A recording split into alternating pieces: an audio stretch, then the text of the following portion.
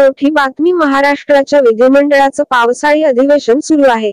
विधान परिषदेचे कामकाज सुरू होताच विरोधकांनी सरकारला कोंडीत पकडण्याचा प्रयत्न केला.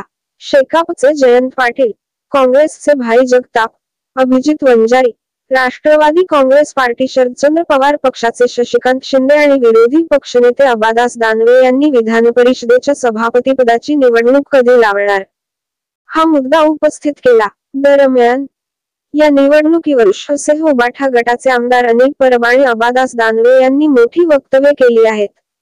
विधान परिषद सभापती पदाची निवडणूक बिनविरोध घ्या अशी विनंती उबाठा गटाचे आमदार अनिल परब आणि अब्बादास दानवे यांनी केली. आपण नाव द्या, आम्ही ते बिनविरोध देऊ, पण सभापती पदाची निवडणूक यांच अधिवेशनात घ्या मंत्री, अशी विनंती उबाठा गटाच्या आमदारांनी केली. विधान परिषद सभापती करता उबाठा गटातून शिवसेनेत आलेल्या उपसभापती नीलम गो हे यांचे नाव चर्चेत आहे. अनिल परब आणि अब्बादास दानवे यांनी बिनविरोध सभापती निवडणूक घ्या असे बोलल्याने मंत्री चंद्रकांत पाटील यांनी सोमवारी सर्वांची एकत्रित बैठक लावली आहे. विधानसभेचे आजचे कामकाज स्थगित करण्यात आलं आहे. सोमवारी सकाळी 12 वाजता पुन्हा सुरू होणार आहे.